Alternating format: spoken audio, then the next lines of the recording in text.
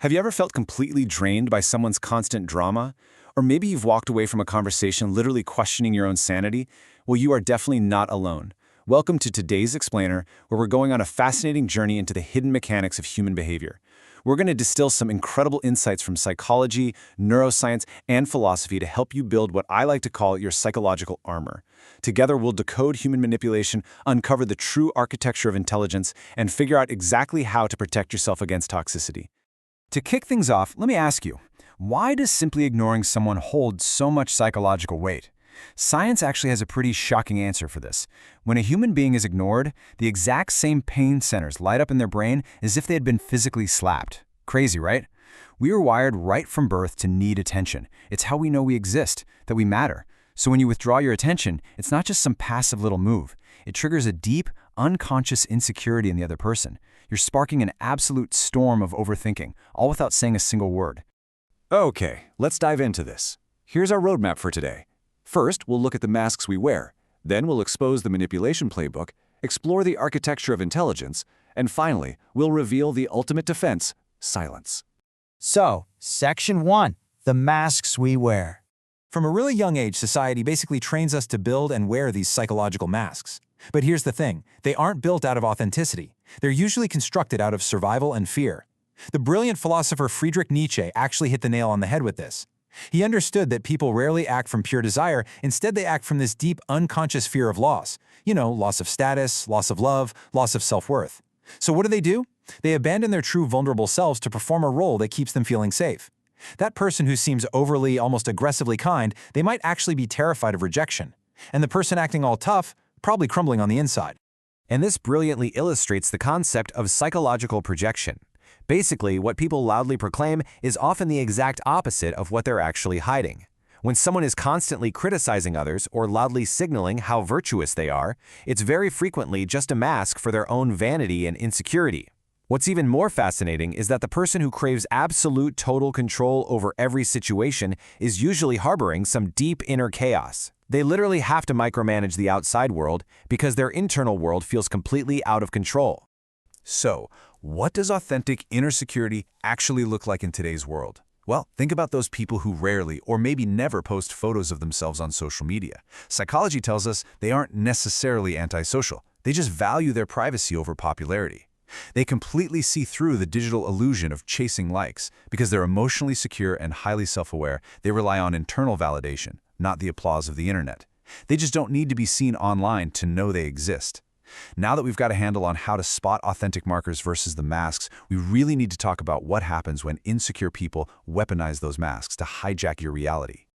Which brings us to Section 2, the manipulation playbook. When we open up the heavy arsenal of dark psychology, we see that manipulators usually start with the setup. These are tactics like love bombing, where they just overwhelm you with intense affection, or future faking, where they paint these beautiful, completely fake promises of a shared future just to get you hooked. Then they spring the trap. They'll use intermittent reinforcement, giving you just enough random affection to keep you addicted, basically treating you like a slot machine. Or they'll just keep moving the goalposts so that literally nothing you do is ever good enough. Finally, we have the defense. If you actually catch them in a lie, they'll resort to gaslighting to make you doubt your own sanity, or victim reversal to make you feel guilty for their bad behavior. All these tactics build into one of the most disorienting strategies out there. It's called the DARVO method. That stands for deny, attack, and reverse victim and offender. If you confront a manipulator, step 1 is they completely deny it ever happened. Step 2, they attack how you brought it up, complaining about your tone or your timing. And step 3, they play the victim. Suddenly, somehow, you were the one apologizing to the person who originally hurt you. It is just pure narrative control. But toxic individuals also use quieter, much more subtle tools of control. Take weaponized incompetence. This is when someone pretends they can't do a basic task, like washing dishes or filling out a simple form, and they do it so badly that you just give up and do it yourself. See, they've successfully trained you to expect absolutely nothing from them. Then there's breadcrumbing. This is where they drop just enough vague attention, a random text here, a little compliment there, to keep you hopelessly waiting in limbo without them ever having to actually commit. All right, Section 3, the architecture of intelligence. Navigating all of those manipulations is genuinely exhausting. So let's pivot inward for a second. How does an intelligent, self-aware mind actually process this chaotic social landscape? Well, if you find yourself constantly overanalyzing these interactions, you might actually be smarter than you realize. Neuroscience backs up some pretty surprising signs of a high IQ. Talking to yourself? That's literally your brain actively coaching itself through complex reasoning. Overthinking and constant self-doubt? That's metacognition, knowing enough to realize exactly what it is you don't know. Even traits like getting bored easily, staying up late, or feeling your emotions incredibly deeply. These are all markers of neural sophistication. Your brain is just processing the data at a much higher resolution than most. We can clearly see this spread out across a spectrum of intelligence.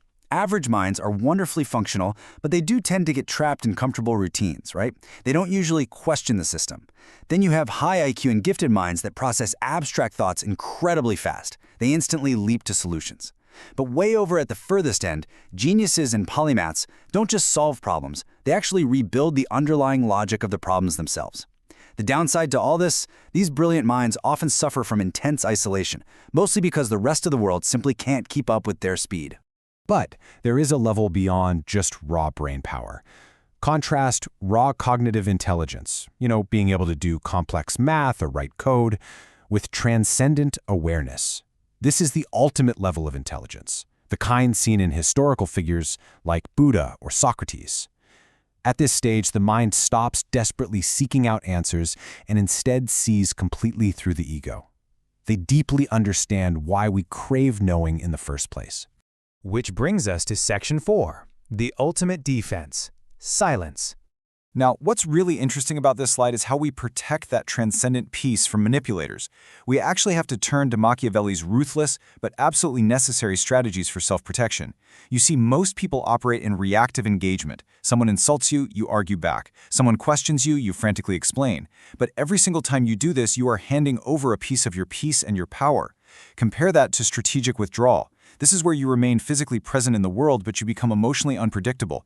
You don't have to ghost people forever, you just make your presence and your attention a rare, highly valued currency. You effectively become completely untouchable. So the crucial point is knowing exactly who you need to use this on. There are 3 specific types of people you must completely erase from your attention. First, active enemies who actively plot against you. Don't fight them. Let your success torture them instead. Second, loud critics. These people literally need your reaction to exist, so just starve them of it. Third, and honestly the most dangerous, energy parasites. These are the ones disguised as friends who constantly have some new crisis, but never, ever want a solution. They will bleed your energy totally dry. You have to cut them off with complete and utter indifference. But how do you actually do this in real life? Well, there's a brilliant 5-step method for weaponizing silence. Step 1. Identify. Figure out who is a distraction versus who is genuinely important for your growth. Step 2. Detach. True ignoring isn't just staying quiet on the outside, it's killing the reaction on the inside. Step 3. Focus all of that saved energy back onto your own skills. Step 4. Be consistent. Look, it's super easy to ignore someone for a day, but true power requires consistency. And step 5, balance. You don't want to become a cold person overall, you just need to balance your energy, valuing the good people in your life while completely erasing the toxic ones. Doing this creates what we call the armor of indifference. Manipulators control you by finding your emotional triggers. Maybe you absolutely hate being called lazy, or you can't stand being misunderstood. But once you identify your own triggers, you can practice calculated inaction. So when someone pushes that button, you give them absolutely nothing. No anger, no explanation, zilch. You starve them of the reaction they so desperately crave, effectively turning their own psychological game right back against them. Which brings us to our final thought for today's explainer. Will you continue giving away your power by fighting fake battles, exhaustingly explaining yourself to people who are entirely committed to misunderstanding you? Or will you recognize that mastering the quiet art of doing absolutely nothing is actually the ultimate victory? Remember, your attention is gold. Protect it, wear your armor of indifference, and step into your truest, most untouchable self. Thanks so much for joining me on this explainer, and I will catch you on the next one.